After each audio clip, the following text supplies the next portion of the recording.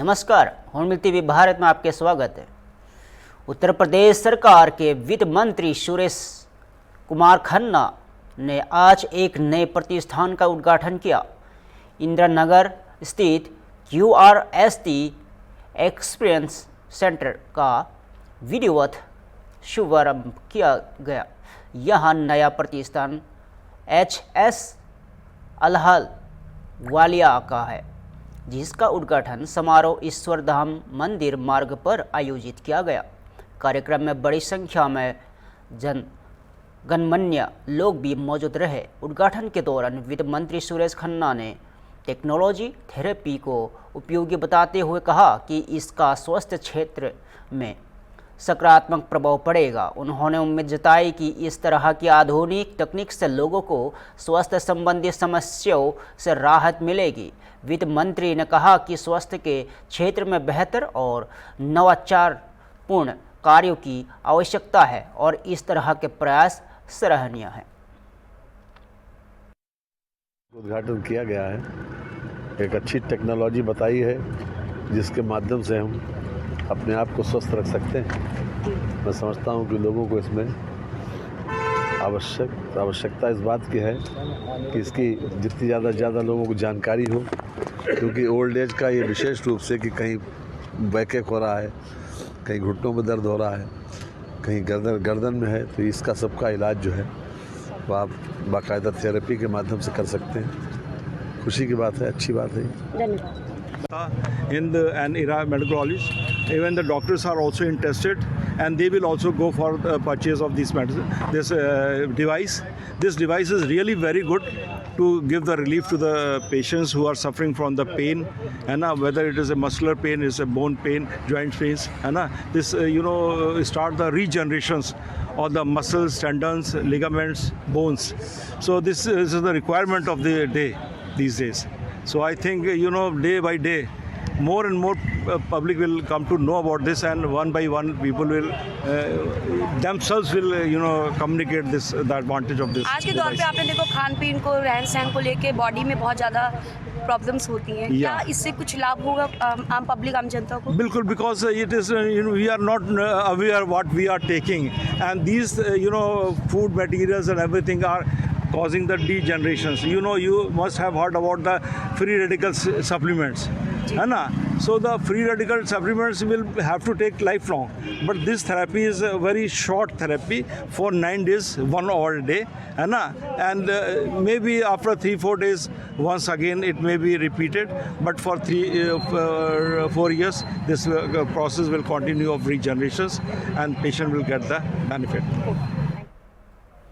उत्तर प्रदेश के मुख्यमंत्री योगी आदित्यनाथ ने आज गुरु गोरखनाथ मंदिर में आस्था की पवित्र खिचड़ी बाबा गोरखनाथ को अर्पित की। सुबह सुबह गोरक्ष पीठाधीश्वर मुख्यमंत्री योगी आदित्यनाथ ने स्वयं खिचड़ी अर्पित की।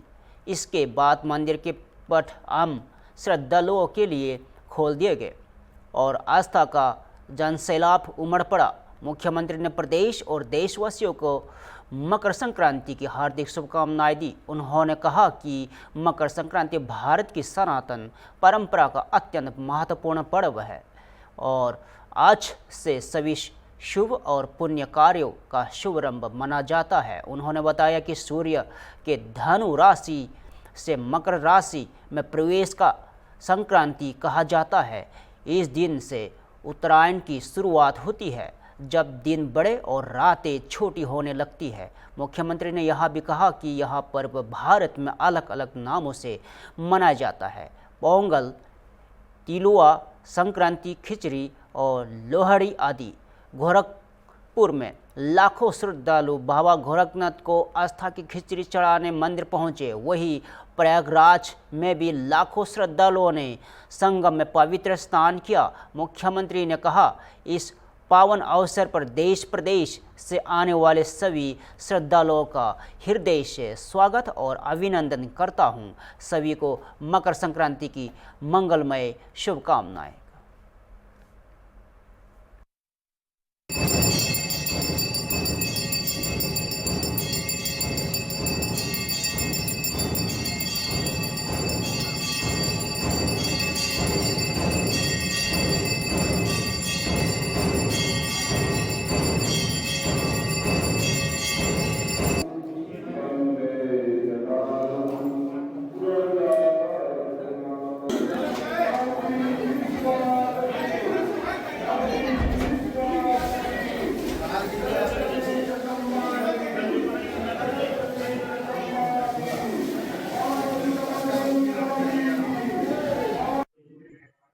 प्रदेशवासियों को मकर संक्रांति के पावन पर्व की हार्दिक बधाई और शुभकामनाएं देता हूं।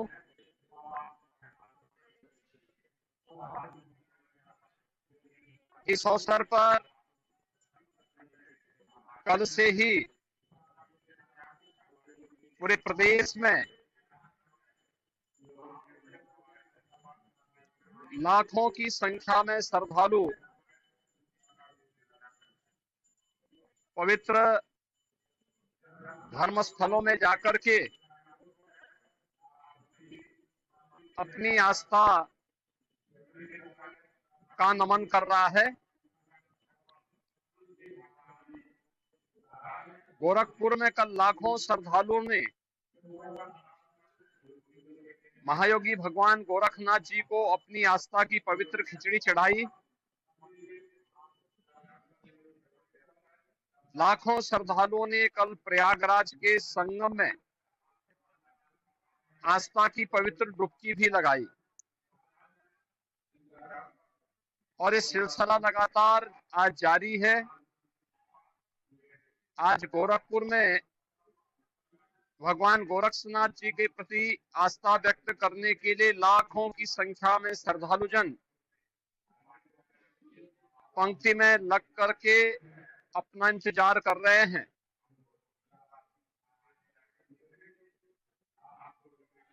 मकर संक्रांति भारत के पर्व और त्योहारों की परंपरा का एक अत्यंत महत्वपूर्ण पर्व है। वास्तव में सूर्य इस जगत की आत्मा है। जगत पिता सूर्य की उपासना का ये पर्व हर प्रकार के शुभ कार्यों के लिए, मांगलिक कार्यों के लिए एक प्रशस्त तिथि मानी जाती है। यानी आज के बाद से सनातन धर्म की परंपरा में सभी मांगलिक कार्यक्रम प्रारंभ हो जाएंगे।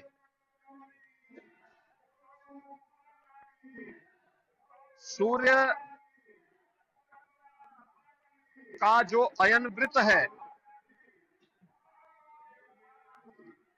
ज्योतिषीय परंपरा के अनुसार वह 12 विभिन्न भागों में विभाजित है। एक राशि से दूसरी राशि में सूर्य देव का संक्रमण संक्रांति कहलाती है और जब धनु राशि से मकर राशि में भगवान सूर्य का संक्रमण होता है तो यह संक्रमण मकर संक्रांति कहलाती है। यानी मकर राशि से अगले 6 माह तक, यानी मिथुन राशि तक सूर्य भगवान उत्तरायण रहेंगे। उत्तरायण का ये जो समय होता है यह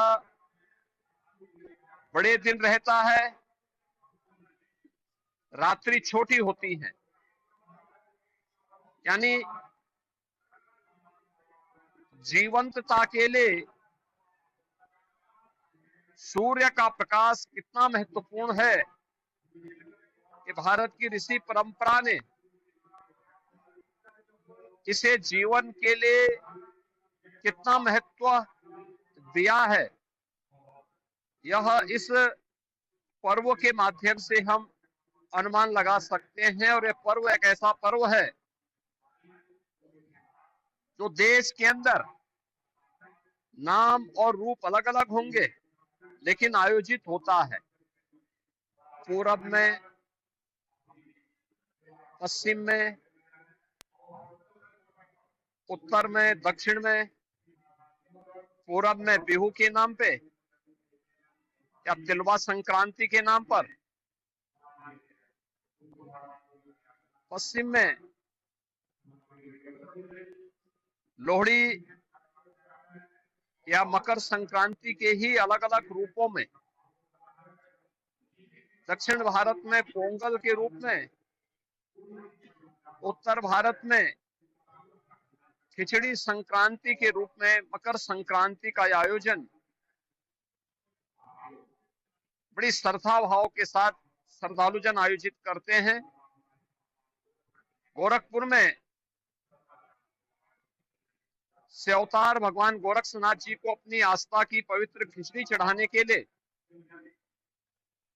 कल से ही लाखों की संख्या में श्रद्धालुजन आया हुआ है और वह लगातार भगवान गोरखनाथ जी को अपनी आस्था की पवित्र खिचड़ी चढ़ा रहा है। मैं इस अवसर पर सभी श्रद्धालुजनों का हृदय से स्वागत करता हूं। प्रदेशवासियों को और देश और दुनिया से उत्तर प्रदेश के अंदर अलग अलग धर्म स्थलों में अपनी आस्था का नमन करने के लिए आए हुए इन सभी श्रद्धालुजनों का अभिनंदन करते हुए मकर संक्रांति की अपनी मंगलमय शुभकामनाएं उन सब के प्रति व्यक्त करता हूं।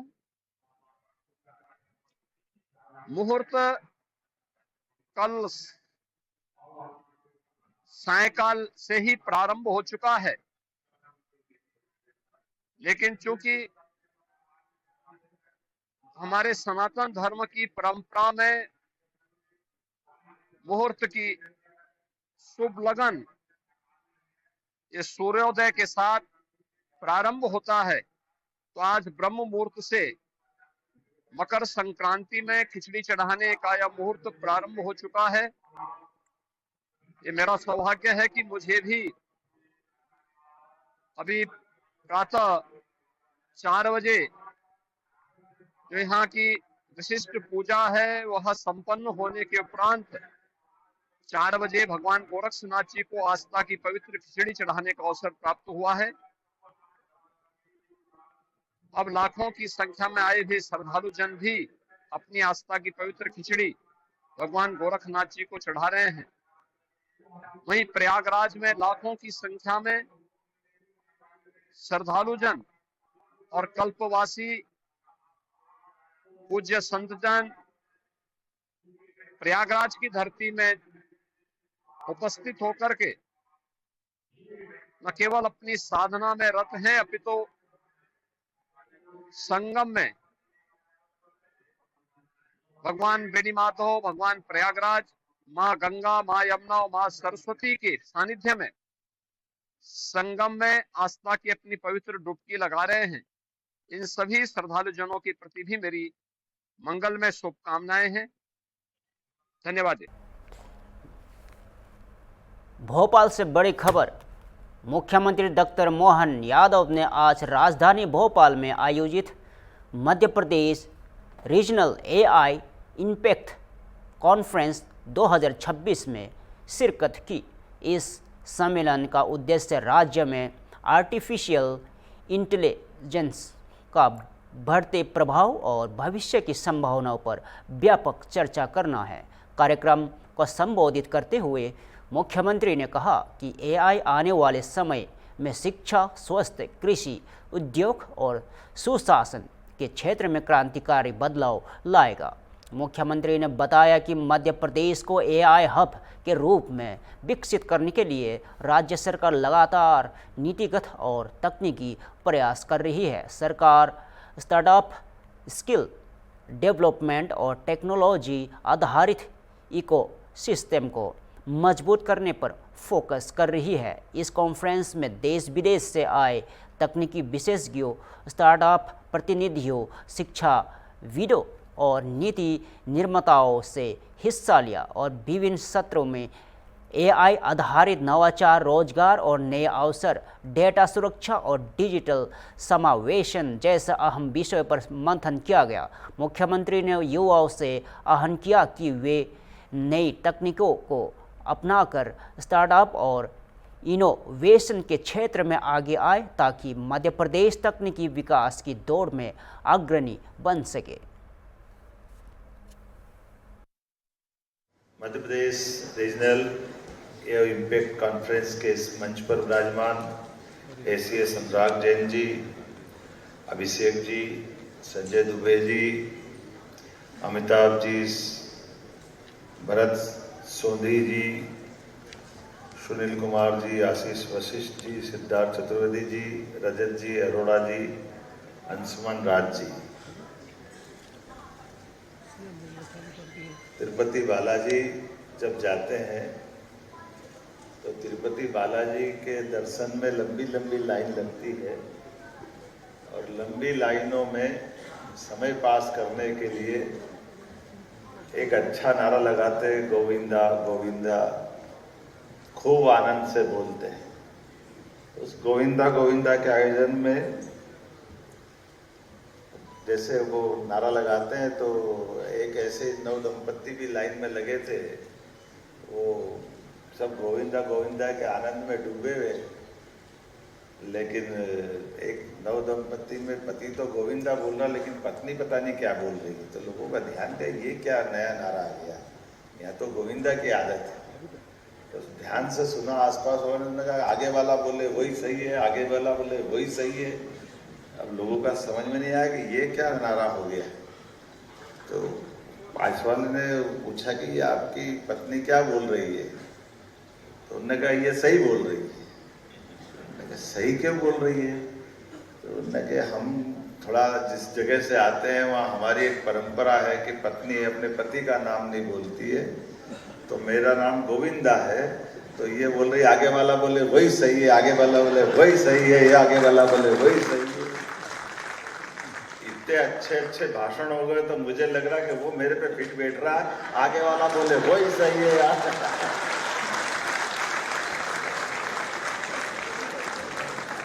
इससे अच्छा भाषण क्या हो सके। सारी बातों का निचोड़ आ गया, मैं भी वही बोलूंगा तो पहले बोल के, लेकिन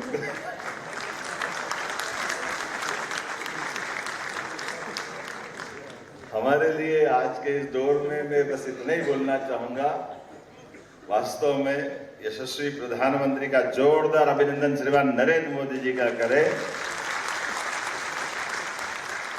कितने प्रकार से काम कर रहे हैं मोदी जी, कितने प्रकार से सोच भी रहे हैं, और ये हमारे लिए सौभाग्य की बात है।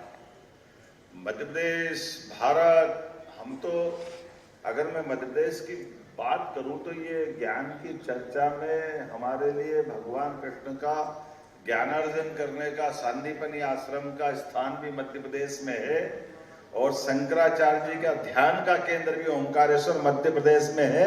हमारे लिए सौभाग्य की बात है। दोनों अद्वितीय महापुरुष, एक 5000 साल पहले, एक 1000 साल पहले, दोनों के अपने बुद्धि, उनकी बुद्धि की भी हमारे यहाँ तो बड़ा मुश्किल है। अभी हम बुद्धि, विवेक, इसका भी अंतर करने जाएंगे तो AI और जितने ऐप बताए उनको पसीना आ जाएगा। हमारी तो पद्धतियाँ जाने काका के निकलती आती है। हमारी सारी बुद्धि के 3 प्रकार में, मांत्रिक बुद्धि, यांत्रिक बुद्धि, तांत्रिक बुद्धि, अभी मंत्र यंत्र तंत्र में दुनिया उलझी पड़ी है। एक और तंत्र इन सब पे भारी, वो है षड्यंत्र। हमको वो भी आनंद आता है। दुनिया उसको कहां से कहां ले जा रही है। ये षड्यंत्रों के आधार पर चलने वाला वर्तमान का दौर अपने अपने संसाधनों के साथ, अपनी बुद्धिमत्ता का मानवीय संपदा के साथ, भावनात्मक भी, रचनात्मक भी, प्रतिक्रियात्मक भी, सब प्रकार की व्यवस्थाओं में बारीक अंतर करने की तरफ भी आगे बढ़ रहा है। उस बारीक अंतर में हम अपनी मूल प्रकृति को नष्ट नहीं कर ले, उसको भी बचाने की जरूरत है। लेकिन इन संसाधनों के बलबूते पर जो बेहतर से बेहतर हो सकता वो हमारे ही उदाहरणों से हमको ध्यान में आता है। हम अपने AI का उपयोग जन कल्याणकारी योजनाओं के लिए करें, सभी विभागों के लिए करे, सभी प्रकार के शासन के, केंद्र शासन के मिलकर के दोनों तरह से जितना बेहतर हो सकता है वो करें। माघ मेले से एक बार फिर चर्चा में है संतोष दास उर्फ सतुआ बावा। अपने ठाठ बाट और लग्जरी गाड़ियों के शौक को लेकर सतुआ बाबा लगातार सुर्खियों बटोर रहे हैं। लैंड रोवर डिफेंडर के बाद अब उनके काफिले में एक और महंगी गाड़ी शामिल हुई है। इस बार सतुआ बाबा के माघ मेला में शिविर में पर्शे कार की एंट्री हुई है, जिसकी कीमत 3 करोड़ रुपए से ज़्यादा बताई जा रही है। माघ मेला क्षेत्र में पहुंची पर्शे का कार का विधि विधान से पूजन किया गया। पूजन के दौरान खाक चौक के अन्य साधु संत भी मौजूद रहे। इस मौके पर लोगों ने कार को मालाएं पहनाई और जयकारे भी लगाए। लग्जरी कारों के साथ साधु संत के इस अंदाज को लेकर मेला क्षेत्र में चर्चाओं का बाजार गर्म है। गौरतलब है कि इससे पहले भी लैंड रोवर डिफेंडर कार को लेकर संतोष दास उर्फ सतुआ बाबा खासा चर्चा में हो चुके हैं। गौरी सुताय गणनाथ नमो नमस्ते।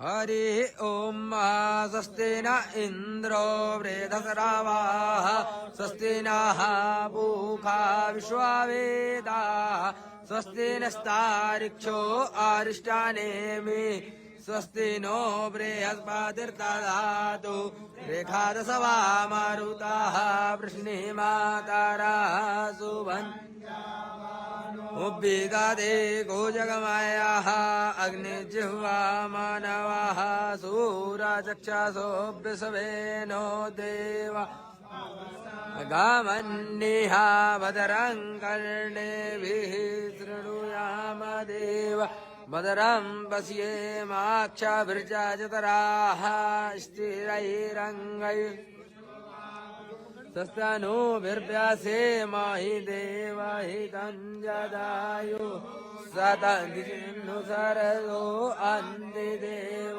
जतरा नश्चकराजरसन्तानूनां पुत्रासो जतरा पितरो भवन्ति मानो मदयारेरिखतयुर्गन्तो आदितिर्द्यौरादितिरन्तरिक्षमादितिर्माता सपिता सपुत्राः विश्ववेद्ये।